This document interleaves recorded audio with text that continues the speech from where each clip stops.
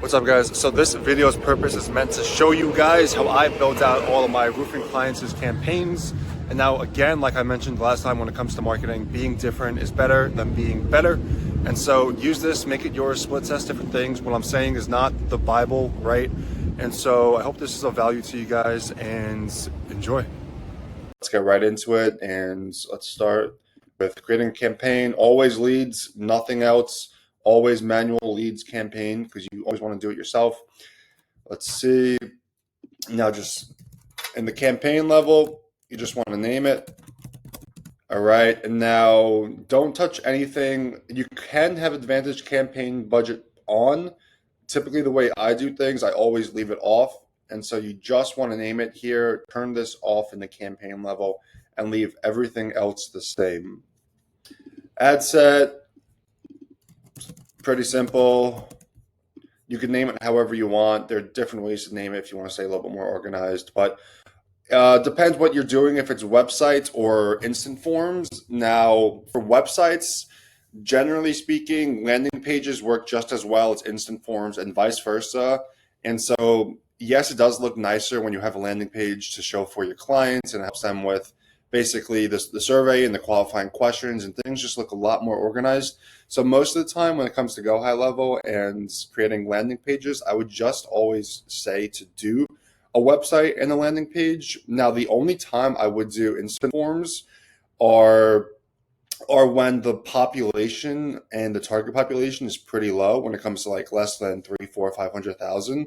I know people who do instant forms with target sizes of millions of people. Well, not millions, but I know between like 750 to up to 2 million people, and it works just as well.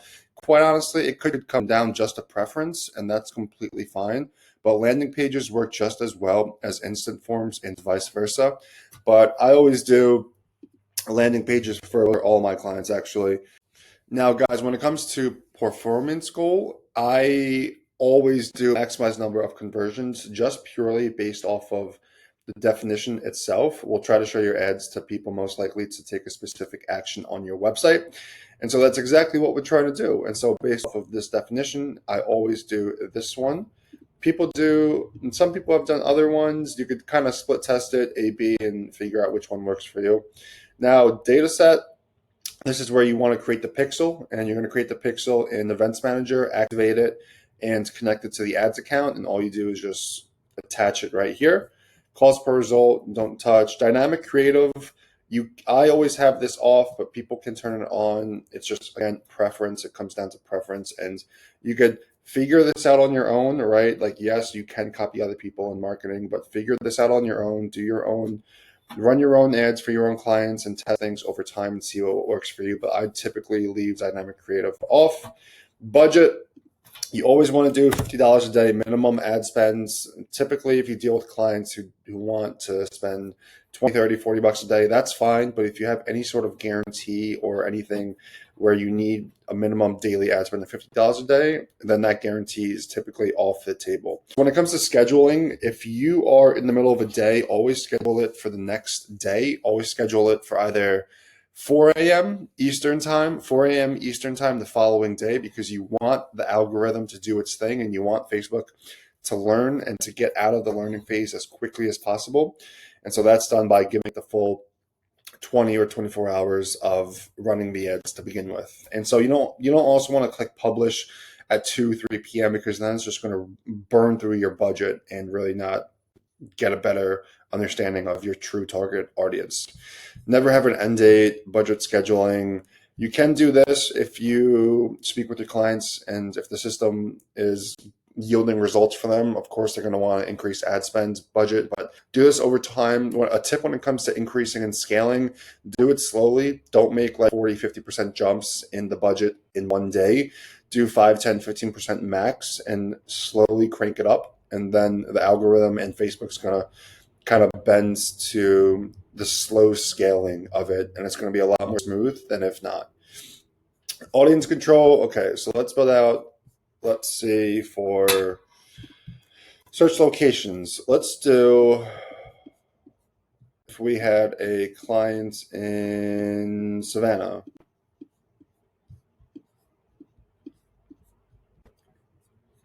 So, guys, when it comes to how you actually target people, the two things I do is on the onboarding slash strategy call, I ask my clients where exactly is your target area? How far are you willing to go? What does that look like for you?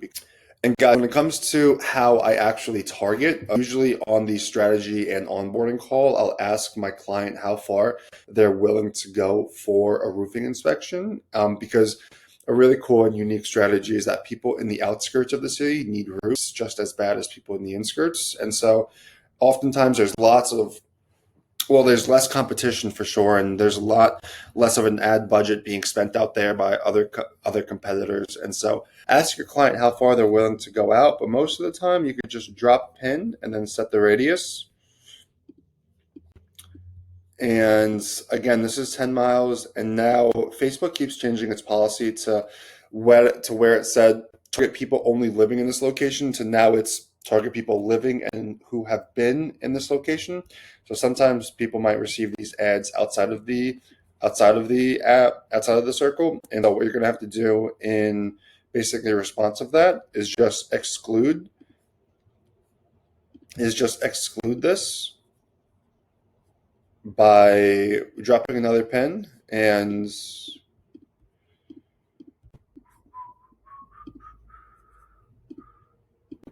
by clicking exclude right here. And so you could do this all the way around. I'm not going to do that right now, but you can do this all the way around to kind of protect yourselves from people receiving your ads in the outskirts. Though it might be inevitable at times, but this is just another active measure to make sure that people in the outskirts aren't receiving your ads. But again, most of the time it's either by zip codes or dropping a pin with a radius around it. They work just as well. It just really depends on the client itself, themselves, and the target location for the most part. But that's that. Let's see.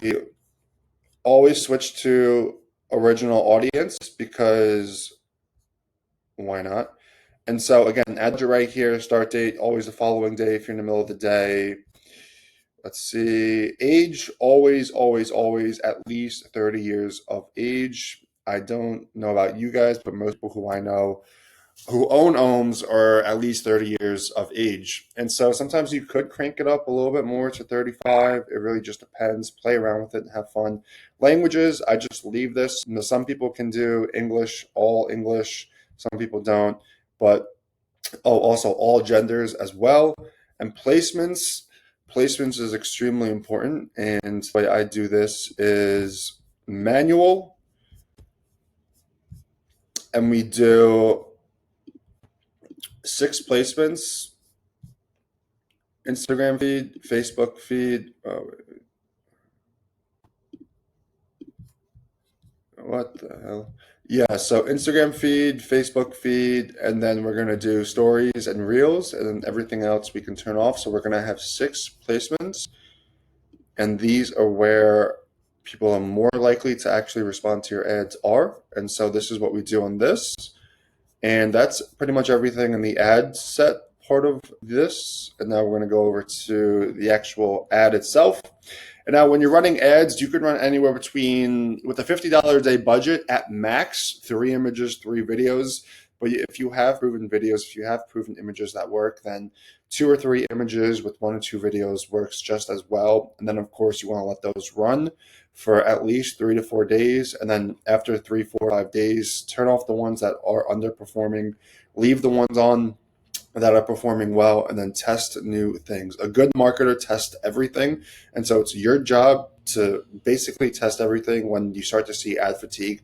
And what actually is going to work, I don't know, because in this game, you never know what's going to work. Yes, we can optimize for the best results for our clients, but you never know what's actually going to work. And so that's where being creative and being different comes into play, because you have to test everything. Name the ad set here, connect your Facebook and Instagram. Manual upload, always turn multi-advertiser ads off. Destination, you want to plop in your landing page right here from Go High Level. None. And then we're going to create the actual ad itself. Languages off. And then you want to put the pixel here as well. for the website events. You want to put the pixel there. Again, what you want to do here is just go to either image or video, and then you need to put the landing page here. So let me just put the landing page real quick. All right, guys. So I basically just went through it a little bit. So when it comes to how many primary text and how many headlines you guys should have, test 2 headlines, 2 different primary texts, and for the description, I usually just do 5 out of 5 star Google reviews with the star emoji, and then the call to action. I always do learn more, always do learn more. And now the enhancements, I just typically turn everything off. Now, yes, Facebook can help you, and this again is not the Bible. I mean, you can do whatever you want, but I always turn everything off because you never wanted to touch it.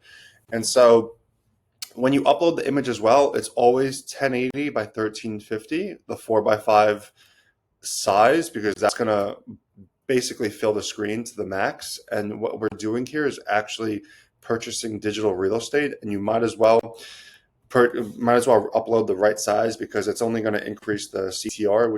And so 6 placements, the ad itself, always learn more, 4:5 or 1080 by 1350.